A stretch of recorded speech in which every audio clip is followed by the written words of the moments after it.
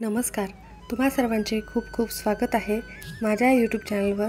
तुम्हा सर्वांचा आजचा दिवस खूप छान, सुखाचा, समाधानाचा आणि आनंदाचा जावो हीच देवासमोर प्रार्थना करून पुन्हा एका नवीन व्हिडिओला सुरुवात करते. तर आज आहे श्रावण शुक्रवार. श्रावण महिन्यातील हा दुसरा शुक्रवार आहे आणि योगायोगाने आज आहे दुर्गाष्टमी. श्रावण महिना हा हिंदू धर्मामध्ये अत्यंत पवित्र मानला जातो आणि या महिन्यातील प्रत्येक शुक्रवारी जीवतीची पूजा केली जाते. जीवतीच्या पूजेला विशेष महत्त्व असते. विशेषतः मुलांच्या रक्षणासाठी, दीर्घायुष्यासाठी आणि मंगल कामनेसाठी मातृशक्तीद्वारे म्हणजे घरातील प्रत्येक आईने ही पूजा करायला हवी. हे व्रत प्रामुख्याने महाराष्ट्रात आणि इतर काही भागांमध्ये देखील पाळले जाते. जीवती ही मुख्यतः लहान मुलाची जीवनदायिनी देवी आहे. जीवती पूजनाचे हे व्रत श्रावण महिन्यात दर शुक्रवारी करतात. जीवती या व्रताची देवता आहे. ही लहान मुलांचे रक्षण करणारी देवता आहे. म्हणून आपल्या मुलांच्या संरक्षणासाठी, दीर्घायुष्य प्राप्ती होण्यासाठी तुम्ही जीवतीचे हे व्रत आवर्जून श्रावण महिन्यात करायलाच हवे. श्रावण महिन्याच्या पहिल्या शुक्रवारी भिंतीवर गंधाने किंवा चित्र जीवतीचे लावले जाते आणि त्यानंतर सर्व स्त्रिया याची पूजा करतात. घरातील सर्व लहान मुलांचे औक्षण करतात. जीवती देवीने आपल्या मुलाचे संरक्षण करावे त्यासाठी मनोभावे प्रार्थना करतात. श्रावण शुक्रवारी व जीवती पूजन हे अनेक घराण्याचा कुलधर्मकुलाचार असतो. श्रावणातल्या शुक्रवारी कुलदेवीची व लक्ष्मीची आराधना करून सवाष्ण भोजन देखील केले जाते. हळदी कुंकू, फुले व पान सुपारीसह दक्षिणा देऊन त्यांचा सत्कार केला जातो. श्रावणातल्या 4ही शुक्रवारी जीवतीची पूजा करतात. ही पूजा संतती रक्षणार्थ मानली जाते. त्यामुळेच तुम्ही आज श्रावणातल्या या दुसऱ्या शुक्रवारी काहीच नाही केले तरीही चालेल, पण कोणत्याही परिस्थितीमध्ये आईने आपल्या मुलाच्या दीर्घायुष्यासाठी, मुलाच्या उत्तम आरोग्यासाठी इथे एक दिवा लावायचा आहे. दिवसभरात तुम्ही हा कधीही उपाय करू शकता. अत्यंत प्रभावी उपाय आहे. तुम्हाला दिवसभरात जेव्हा केव्हा वेळ मिळेल, सकाळपासून ते संध्याकाळपर्यंत शुक्रवारी तुम्हाला इथे एक दिवा लावायचा आहे. अत्यंत सोपा उपाय आहे. व्हिडिओ हा तुमच्यासमोर आला आहे म्हणजे तुम्ही भाग्यवान आहात. प्रत्येक आईने मुलासाठी हा उपाय नक्कीच करावा. तर कोणता उपाय आहे संपूर्ण माहिती मी तुम्हाला याच व्हिडिओमध्ये देणार आहे. त्यामुळे तुम्ही हा व्हिडिओ स्किप न करता शेवटपर्यंत बघा आणि माहिती आवडल्यास नक्की चॅनलला लाईक, शेअर आणि सबस्क्राईब नक्की करा. बेल आयकॉनला नक्की प्रेस करा, ज्यामुळे असेच व्हिडिओ तुम्हाला लवकरात लवकर बघायला मिळतील. तर तुम्हाला मी आत्ता जो उपाय सांगणार आहे तो उपाय तुम्हाला आज श्रावण शुक्रवारीच करायचा आहे आणि हा दिवसभरात कधीही केला तरीही चालेल.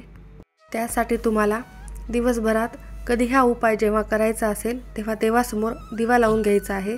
आपण दररोज जो सकाळ संध्याकाळ दिवा लावतो, देवासमोर जी समई लावतो, तो दिवा आपल्याला प्रज्वलित करून घ्यायचा आहे आणि त्यानंतर हा उपाय करायचा आहे. या दिवशी ज्येष्ठा देवीची देखील पूजा केली जाते, म्हणजेच जरा जीवंतिकेची पूजा केली जाते. तर त्यांना एक तिथे देवासमोर बसूनच मनोभावे मंत्र देखील म्हणायचा आहे.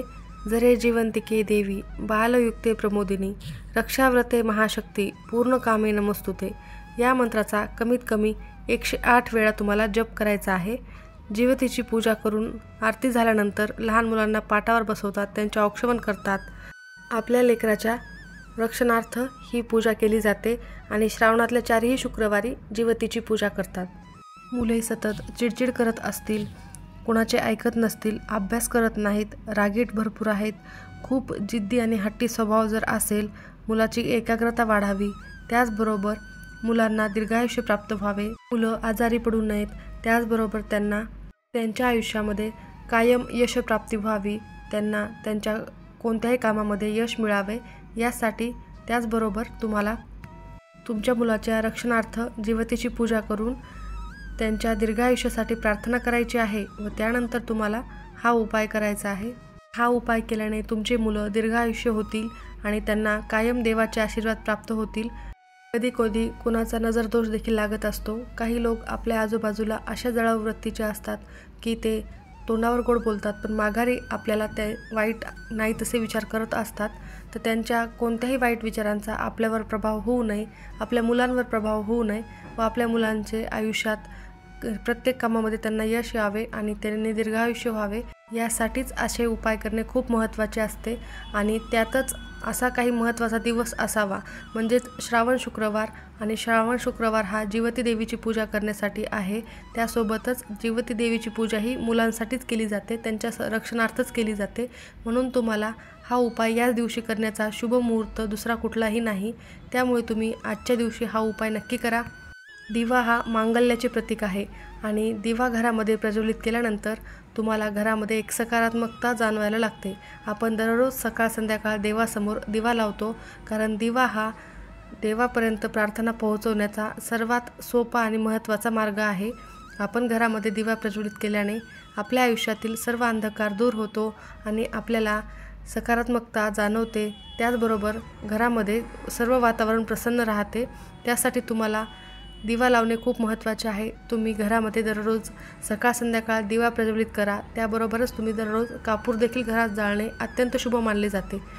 तर आजच्या दिवशी दिवा कसा लावायचा आहे, तर तुम्हाला एक निरंजन घ्यायचे आहे। सर्वप्रथम तुम्हाला तुमच्या देवघरासमोर बसायचे आहे। देवाला हळद कुंकू अक्षता वाहून घ्यायच्या आहेत, फुले वाहायची आहेत। देवासमोर तुमचा दररोजचाच समयी दिवा जो काय असेल तो प्रज्वलित करून घ्यायचा आहे। त्यानंतर एक निरंजन घ्यायचे। तुमच्याकडे चांदीची, पितळाची, तांब्याची कोणत्याही धातूची निरंजन असेल तर ती तुम्हाला घ्यायची आहे आणि एक डिश घ्यायची आहे। त्या डिशमध्ये थोडेसे तांदूळ टाकून घ्यायचे आहे। तांदूळावर थोडे हळद कुंकू टाकायचे आहे आणि त्यावरती निरंजन ठेवायचे आहे। निरंजनामध्ये एक फुलवात लावायची आहे। आपली कापसाची फुलवात असते ती एक ठेवायची आहे। शुद्ध गाईच्या तुपामध्ये ही फुलवात आपल्याला भिजवून घ्यायची आहे। त्यानंतर ती त्या निरंजनामध्ये ठेवायची आहे।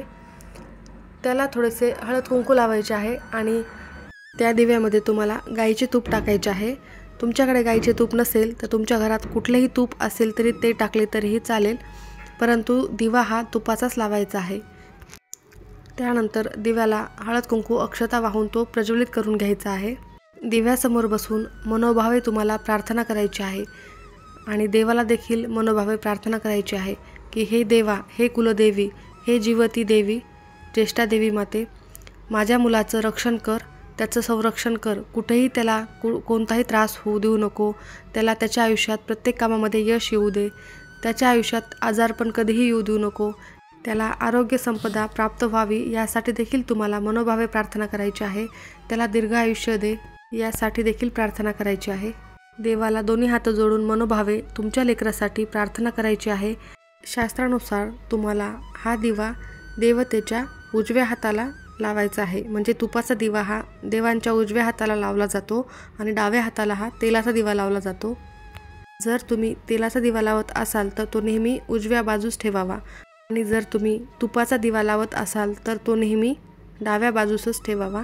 दिवा लावताना हे लक्षात ठेवा, दिवा लावताना दिवा नेहमी देवाच्या मूर्तीसमोर किंवा फोटोसमोरच ठेवावा। सकाळ संध्याकाळ घरामध्ये दिवा लावल्याने आनंदाचे वातावरण आणि सकारात्मकतेची ऊर्जा तयार होते आणि त्यामुळेच तुमच्या घरामध्ये कायम सुख, शांती, समृद्धी नांदते।